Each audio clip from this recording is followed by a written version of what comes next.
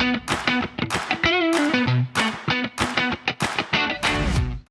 everybody, I'm Jasmine Lafayette, Certified Master Life Coach and founder of selfiecheckbyjazz.com, and you are tuned in to Open Vault Empowerment Talks.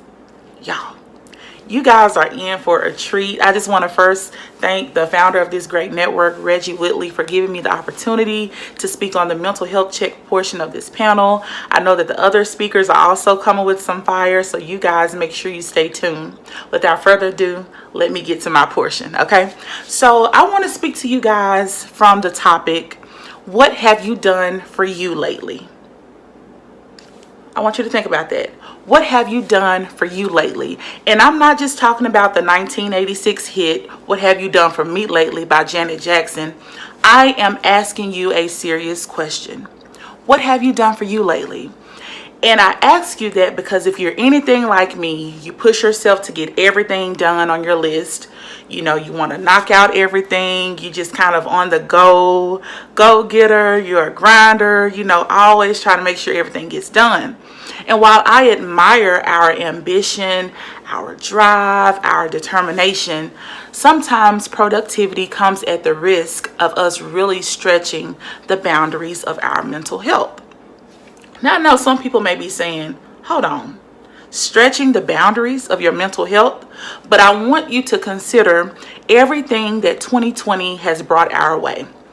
We are in the midst of a pandemic with the coronavirus, the loss of jobs, financial security, family members, close friends, and associates, and our freedom to really navigate life as we once knew. There have been a lot of adjustments to virtual experiences, from school to church to doctor visits, celebrations, and guess what? Even the idea of Zoom NBA. I mean, who would have thought that people would really be on Zoom courtside at an NBA game? Things have really transitioned and changed for sure. Now that brings me back to the question that I asked you. What have you done for you lately? In trying to keep up with the pace of growing responsibilities and learning new techniques to keep life going, I urge you to really think about the status and the state of your mental health. In preparing to talk with you all, I have made several observations. I actually took some time to do this and regarding our mental health, and I wanted to speak with you all about some of the things I found in the climate that we're currently in our society. So for the sake of time, I will only endeavor to speak on 4 of them, okay? So number 1, I have found that many people have a misconception of mental health. Some people think that since they don't have a mental disorder, their mental health isn't important. I've also noticed that people have a hard time accepting things that they can't see. According to the CDC, mental health includes our emotional, psychological, and social well-being. It affects how we think, how we feel, how we act. It also helps us to determine how we handle stress, relate to others, and make healthy choices. So we have endured a year of complex emotions due to the pandemic, to injustices and racial tensions and police brutality, anger, worry, fear, and everything else that have come about as a result of those things. And I'm just going to keep it real with y'all. You know, we've really been through a lot, and I don't think that we've really given ourselves the space, right, to really deal with it. So, you know, we're just in a place where we're just trying to keep it all together, which brings me to my next point. Number 2, mental health is not a big enough priority. One day I was on Facebook and I saw some teacher friends of mine, and they were talking about some of the adjustments they've had to make to the classroom and engaging their students. And then as I continued to scroll on down, I even noticed some of my nurse friends and those in the medical field, they were also giving updates on COVID and how it was impacting their patients and how they engage their patients, learning new ways of trying to test things, new medical equipment, all of that. And so I just noticed that, you know, for various people, we've been trying to cope with it in various ways. So for many of us, survival mode has kicked in, and we're just trying to make it through the rest of the month, the rest of the year and just the rest of this season of uncertainty. And so survival mode keeps pushing us to keep going, right? But it doesn't really allow us the space to truly hone in on the areas of our mental health that need attention. You know, some people are anxious about the future and may even have depressive thoughts about their past mistakes. Unhealthy expectations have come to push the boundaries of where we can really go and how, we're really seeing our future, and that contributes to a lot of mental burnout. So that leads me to number 3. If I admit it, I'm weak. And I found this through several conversations I've had with people, and, even some blogs, and just noticing different things on social media. And it all kind of came to that consensus. If I admit it, I'm weak. And I found that very interesting when it came to mental health. So, like I said, I observed people saying things like, I have to be strong for my family. I also saw them comment things like, I'm a supervisor and I lead at my job, so I can't show weakness. I've even seen, people of color say, I can't show weakness amongst my counterparts. I have to keep up this facade or this appearance that I'm always strong and that I know what I'm doing. And I've also seen people say, I've handled bigger things, so mental health ain't nothing. Right? So I thought that was very interesting, and I wanted to add that to this segment because each of these, along with others you may think of, are all impactful to our mental health. And I know that culture and certain parts of our upbringing have stressed the importance of, hey, don't let them see you sweat. Keep going, shake it off. You don't have time for weakness. Keep your head in the game. All of those things. But it takes a toll on your mind after a while. And to really be transparent with you all, after the murder of George Floyd, I lost a lot of sleep after that. I did. I would have nightmares. I was thinking about my friends. And, for those of you who are empaths, you just kind of, when you feel the emotion of other people, you just kind of absorb all of that. And so I was having trouble sleeping, y'all. It really caused my anxiety to go to another level, and it affected even me physically. My eyes would begin to twitch, and I just knew that I was so unsettled in my spirit. And I worked in law enforcement, and I understand how being in that setting and then understanding the importance for what the movement stands for when it comes to fighting injustice and people who abuse their power and authority in ways that really have caused, abuse and the death of other people. That all began to take a toll on me. And I had a hard time trying to figure out how to really, bring all of that in. But through much prayer and just even, consulting a therapist, that kind of helped me walk through that, because mentally I was just all over the place. And for those of you who have been following me, you know that I recently opened up about anxiety and panic attacks and things like that. And one of the things that really kind of helped me realize that I had to do something about that was when those medical bills came. And like I said, for those of you who follow me, in one of my videos, I talked about how I had paid off over $1,200 in medical bills, and I didn't have the money to spare for that, but I had to do it. And I just said to myself, you know what? My mental health is too important, to just be passing it off, as something that I could just kind of deal with and go to the doctor about. I mean, of course you should invest in your health, but me having to pay out that money, that was just kind of a wake-up call for me to find ways to better handle stressful situations in a better way, to try to find other alternatives. And so my anxiety and overthinking in that particular time over the past couple of months, it had gotten out of control and I had to do something about it. So that brings me to the next portion. I want to share with you all some things that have helped me that I hope will be encouraging and helpful towards you in your pursuits of investing in your mental health. So let's get to number one. Number one, acknowledge your mental struggle. Okay, like I mentioned before, you don't have to have a mental disorder in order to experience mental distress and strain. One of the biggest things I would say is to be honest with yourself about where you are, because you have nothing to be ashamed of. And I know you like to get it all right. We all do. You know, we deal with that whole perfection thing. We want to get everything all right, but you are human. So you need to take the time to truly evaluate where you are. Most importantly, know that God is there with you through every step of the way, and He will lead, guide, and direct you through that, okay?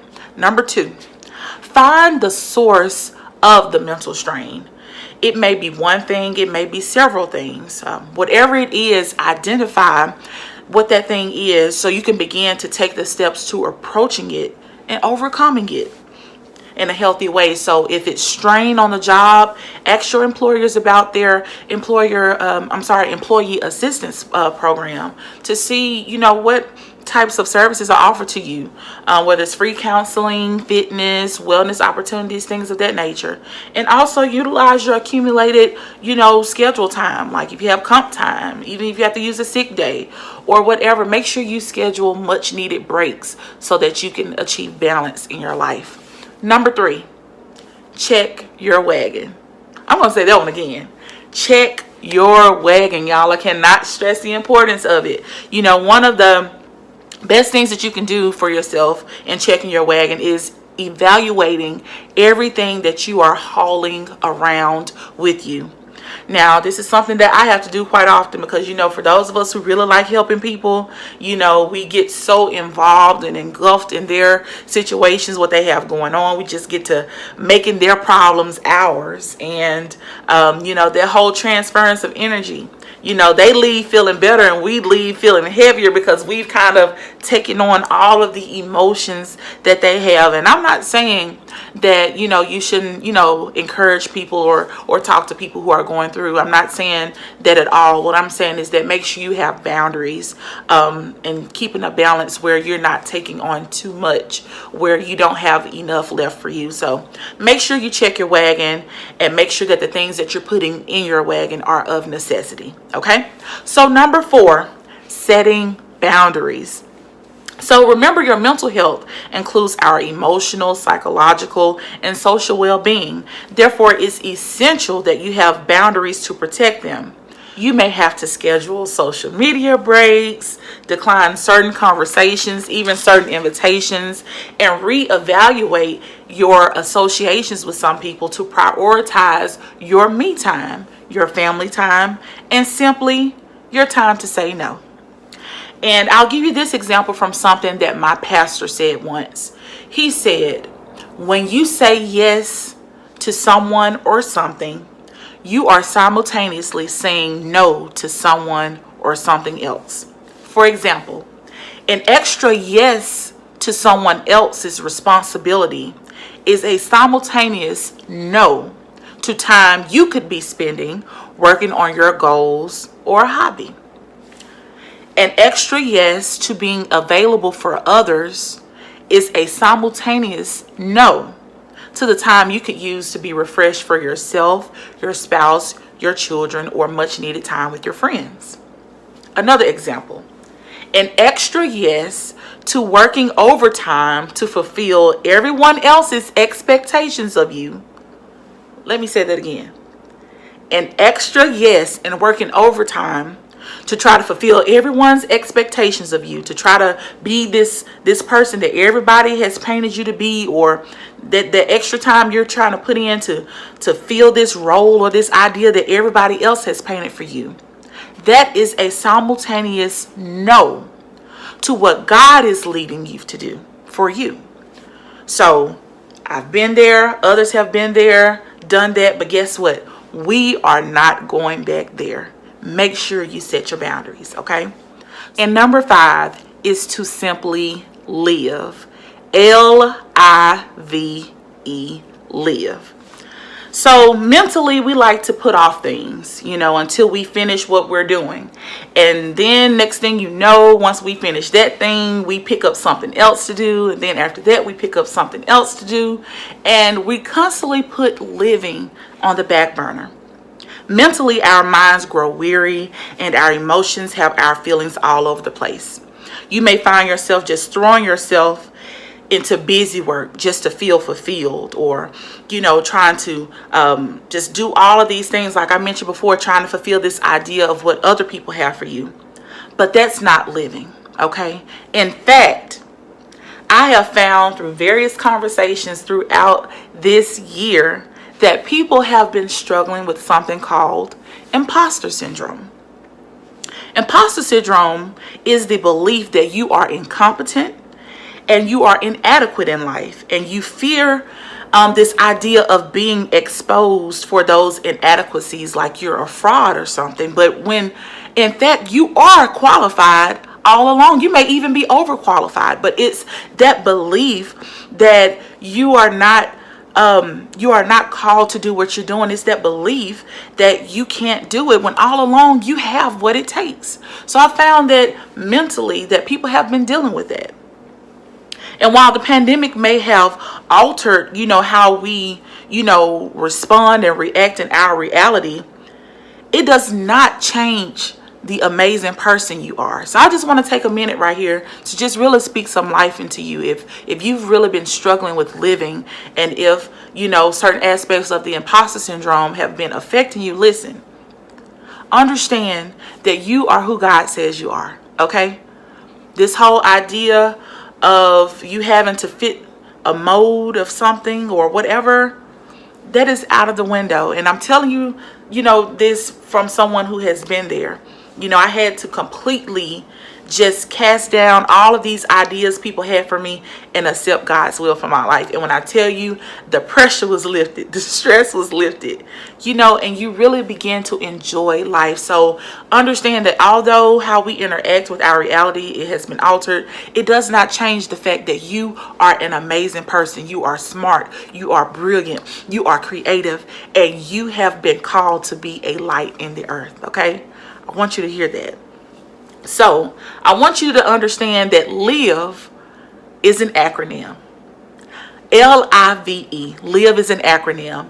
And we're going to say LIVE is live intentionally and vibrantly every day. So when you look at yourself in the mirror, you say, I'm going to live today. I'm going to live intentionally and vibrantly every day. Although I've only mentioned 5 things, y'all, do not be limited to this list. I really want you to ask yourself that question. What have you done for you lately? And I want you to make a list and find those things that speak specifically to you and your situation that can really help you, navigate life better. Make sure that you're keeping your mental health as a priority, to make sure you're keeping your emotions in a healthy place, because we're all dealing with something.